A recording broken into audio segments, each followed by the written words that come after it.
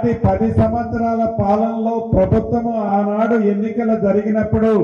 ఒంటెత్తు పోకడతో వేరే ఏ పార్టీ సర్పంచ్ గాని ward member గాని గెలవకుండా ఉండే విధంగా కుట్రాలు పన్ని అక్రమంగా గెలిచిన వాళ్ళంతా మా ఖాతాలోనే ఆనాటి ప్రభుత్వం జమ చేసుకుంటే అలా కాదు అని గ్రామ స్థాయిలో నాయకత్వాన్ని బలపరచాలని గ్రామ స్థాయిలో పార్టీని బలోపేతం చేసే కార్యక్రమానికి శ్రీకారం చుట్టాలని రాజ్యాంగబద్ధంగా ప్రతి గ్రామ పంచాయతీకి ప్రతి పౌరుడికి ఉండే ఓటు హక్కుని నిర్భయంగా తన నోటు హక్కుని ఉపయోగించుకున్న తర్వాత ఎవరైతే వార్డు మెంబర్ గా గెలుస్తారో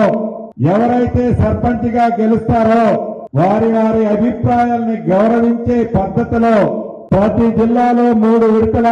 ఎన్నికలు జరిపించి శాస్త్రీయబద్ధంగా జరిపిన ఎన్నికల్లో భద్రాద్రి కొత్తగూడెం జిల్లా నుంచి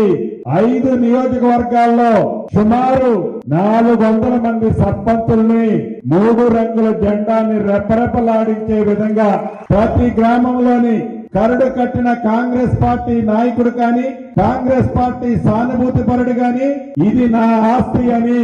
3 విడతల పోరాటం చేసి అద్భుతమైన ఫలితాలు తీసుకొచ్చిన ముఖ్య కార్యకర్తలకి నాయకులకి అభిమానులకి గెలిచిన నా సర్పంచులకి వైస్ సర్పంచులకి వార్డు మెంబర్లకి ఈ కార్యక్రమంలో పాలు పంచుకున్న ప్రింట్ అండ్ ఎలక్ట్రానిక్ మీడియా మిత్రులు కూడా మనస్ఫూర్తిగా అభినందిస్తూ సెలవు తీసుకుంటున్నాను.